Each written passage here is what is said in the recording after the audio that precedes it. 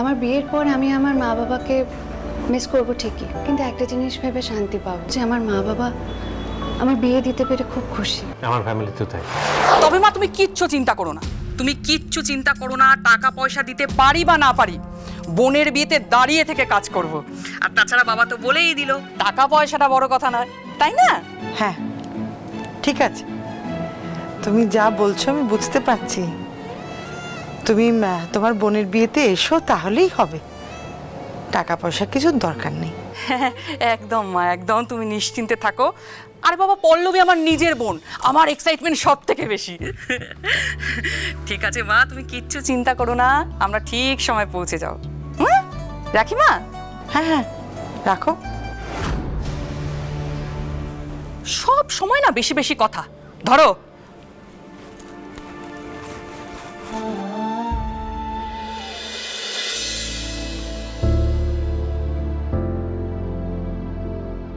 মালকিন হওয়ার স্বপ্ন যখন তুমি দেখেই ফেলেছো, তাহলে আরও একটা কথা ভালো করে মাথায় ঢুকিয়ে নাও।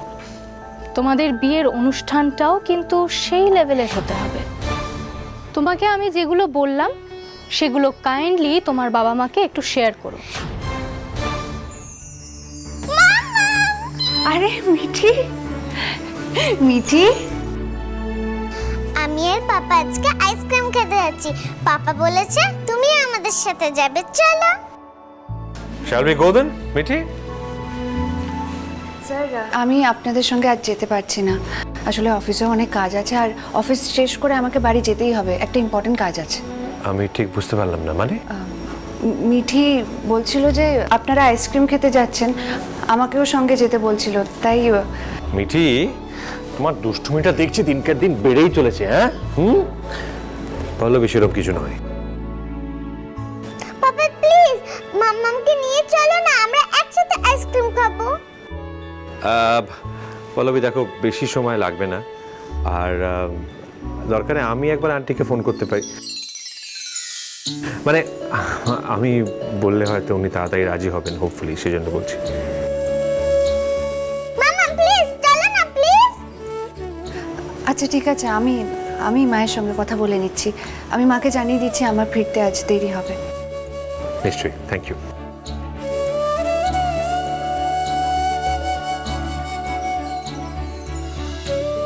হ্যালো মা, বলছিলাম আজ মিঠি আইসক্রিম খেতে যাওয়ার জন্য বায়না করছে খুব, আর আমাকে না নিয়েও যেতে চাইছে না, তাই আমি স্যার মানে সাগর, আমরা তিনজন আইসক্রিম খেতে যাচ্ছি, তাই ফিরতে একটু দেরি হবে, কোনো অসুবিধা হবে না তো? না না, এতে কি এমন অসুবিধা হবে? যা, সাবধানে ফিরিস। ঠিক আছে, রাখলাম। চলো চলো, ঠিক আছে, হয়েছে, এসো এবার, চলো।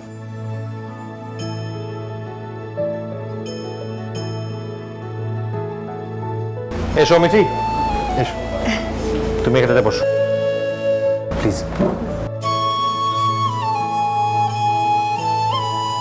বলো মিঠি, কি খাবে তুমি?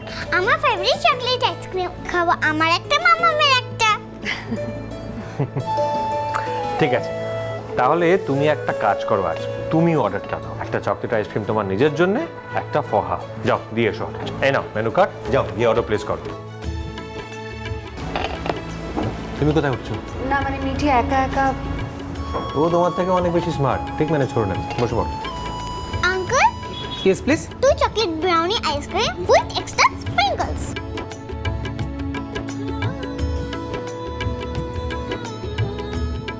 একটা কথা বলবো? আপনি বাবা হিসেবে কিন্তু দারুণ। তাই? হঠাৎ? না মানে সন্তানের প্রতি দায়িত্ব পালন করা আর সব দিক থেকে একজনের বাবা হয়ে ওঠা, দুটো এক নয়। আমার বাবাও জানেন তো, একদম আপনার মতো। আমার বাবা ছোটবেলা থেকে আমাদের সব ভাই বোনেদের নিজের পায়ে দাঁড়ানো শিখিয়েছে, আর মা শিখিয়েছে কিভাবে যে কোনো কঠিন পরিস্থিতিতেও দাঁতে দাঁত চেপে টিকে থাকা যায়। ছোটবেলা থেকে আমার বাবা চাইতেন আমরা যাতে কখনো কারোর ওপর বোঝা না হয়ে পড়ি, সব সময় চাইতেন আমরা যাতে নিজের পায়ে দাঁড়াই, তাতে পা একটু নড়বড় হলেও নিজেরই যাতে দুটো পা হয়। আপনিও মিঠিকে আজ সেই শিক্ষাই দিলেন। কি সুন্দর ওকে একা একা অর্ডার দিতে পাঠালেন, সাথে ওর ওপর নজরও রাখলেন। এইভাবেই তো সন্তানরা মানুষের মতো মানুষ হয়। জানেন তো, আমি একটা জিনিস খুব বিশ্বাস করি, সন্তানরা ঠিক কাজ করলে যেমন বাবা মায়ের দায়িত্ব বেড়ে যায়, ভুল করলে সেই দায়িত্বটা আরও বেড়ে যায়। আর সেই ভুলটাকে ঠিক পথে নিয়ে আসাই মা বাবার আসল চ্যালেঞ্জ। আর যেই বাবা মা শান্তভাবে ঠিকভাবে এই কাজটা করতে পারে, তাদের সন্তানরাই জীবনে সফল হয়। জানেন তো, আমার বিয়ের পর আমি আমার মা বাবাকে মিস করবো ঠিকই, কিন্তু একটা জিনিস ভেবে শান্তি পাবো যে আমার মা বাবা আমার বিয়ে দিতে পেরে খুব খুশি। আমার ফ্যামিলিতেও তাই, প্রতিটা লোক আমাদের বিয়েটা নিয়ে ভীষণ খুশি। কেন পল্লবী, আমার পরিবারের প্রত্যেকটা মানুষ ভীষণ জেনুইন। ওরা তোমাকে এক সেকেন্ডের জন্য কখনো একলা ফিল করতে দেবে না। বিশেষ করে আমি আমার মায়ের কথা বলবো। দেখো, আমার মা তো মানে নিজের মা নন, কিন্তু উনি কখনো আমাকে এরকম ফিল হতে দেননি যে উনি আমার সৎ মা। আমাদের বিয়েটা নিয়ে, to be honest with you, আমার প্রথম থেকে একটুখানি সংশয় ছিল, একটু দোনামোনা ছিল। দোনামোনাও ঠিক না, মানে একটু ভয় ছিল যদি কোনোভাবে আবার না। মানে এখন আমি I am really very happy about it. আমি সত্যি খুব খুশি। আর একটা কথা, এই মিঠির সঙ্গে তোমার এই বন্ডিংটা আমাকে অনেকটা স্বস্তি দেয়।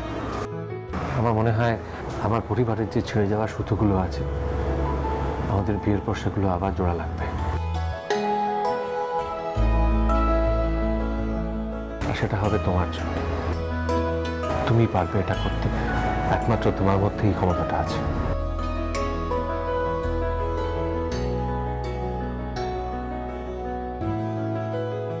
পাপা, মামামের হাত ছাড়া এইভাবে হাত ধরে রাখলে মামাম আইসক্রিম খাবে কি করে?